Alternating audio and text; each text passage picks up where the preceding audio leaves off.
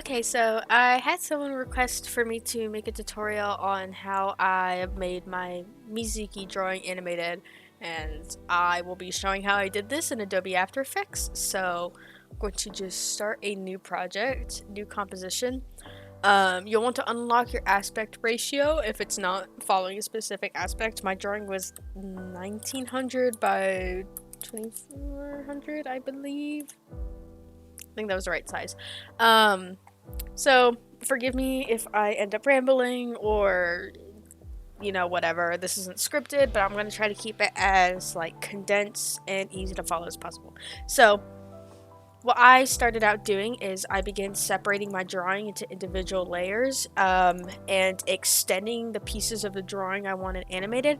So anything that I wanted to move, I made it slightly bigger.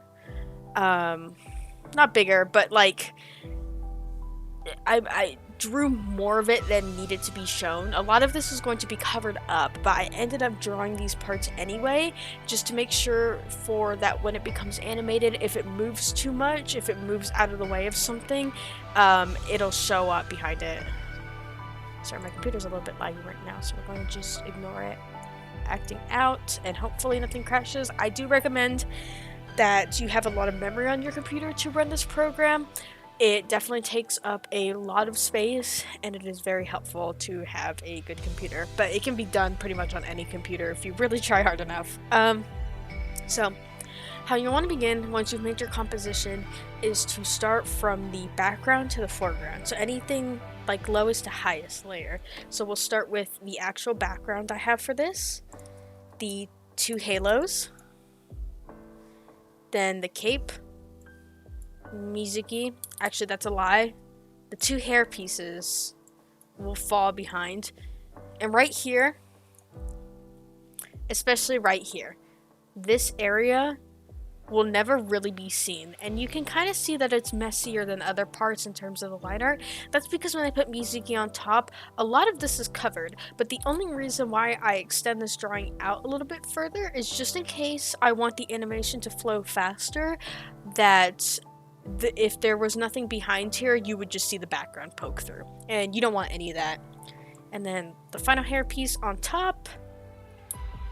So, to begin with this, what you'll want to do is you'll go to your effects and presets channel. If you do not see this panel, what you can do is hit window, workspace, and go to default, and everything should pop up. If you cannot see 90% of these panels, it is probably because you are in a very weird workspace or something that's not the default. So once you switch over, go to the search bar, type in wave. Wave warp pops up, and that's exactly what we want. What I'm going to do is I'm going to drag and drop it onto the part of the drawing I want animated, which in this case, we'll start with the cape. And you can see the effect takes place instantaneously. All these settings on the side can be adjusted, and it's pretty much just trial and error. But here's a couple things that I found work for me. I would keep it on sign, because when you move to triangle or anything else like that, it becomes way too jaggedy, and you'll want a smooth effect. Your wave height can vary depending on how fast you want your animation to move, while your wave width can be bumped up to 100. This makes it much smoother, and you can play around with making this higher or lower depending on how many waves you would like in it, but I found that 100 works really well.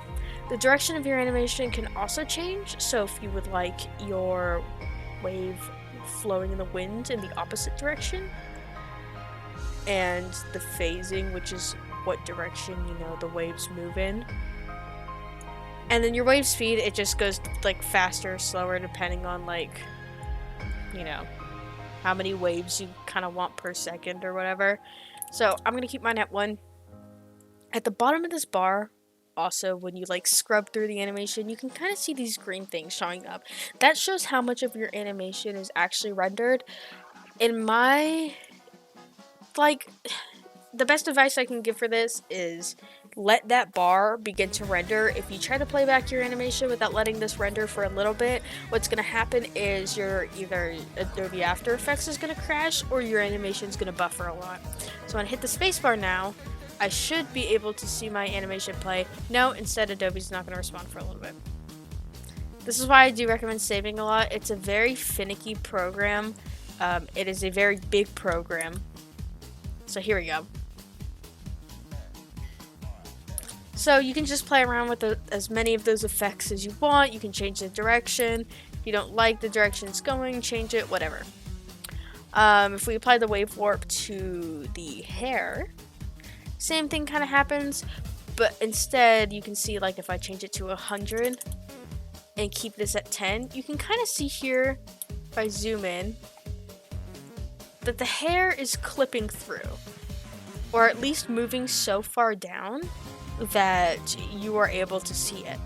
So for this, I changed it to about 3, I believe, and moved it in such a way that the direction it flowed in still made sense, but it wouldn't clip around as much. And I believe I changed this to 0.5 wave speed because I didn't want it as fast as the cape.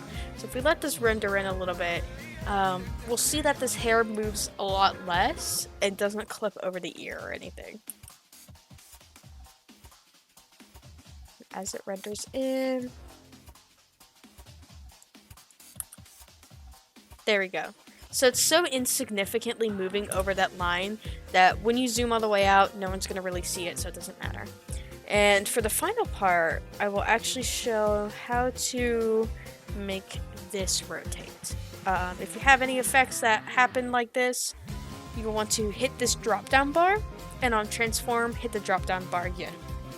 This is going to show a bunch of different options that you can use. But what you're going to want to do to make this rotate is change or hit the rotation stopwatch. Thank you, Adobe. So hitting the stopwatch adds a keyframe right here. You can see how this line changed from like a little, like an eye shape to a diamond. That shows that you've entered in one keyframe. So if you go all the way to the end, change this rotation to 359, not 360, because to loop it properly without, any jump, you'll take off 1 second, that like 1 degree of rotation.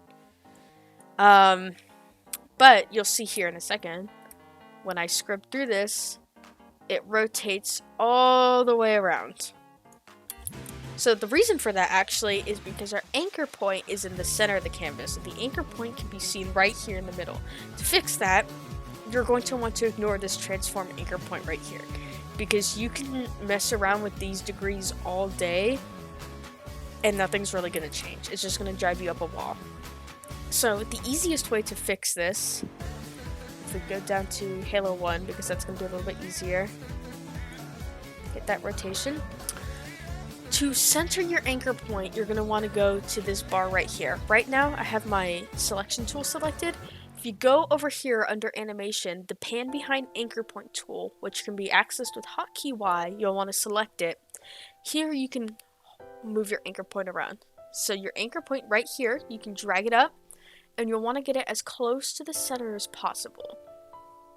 So about right there, you can move it around again, and it won't affect anything. So if you're not happy with how it looks after you rotate it, so 359. But that looks about centered. It's rotating in the right direction. Everything looks okay. You'll do the same thing for the second thing you want to rotate. So you've already changed the rotation scale right here.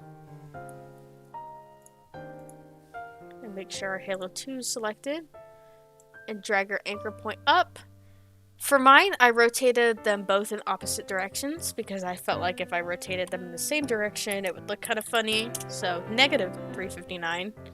And you can see here that they now rotate correctly.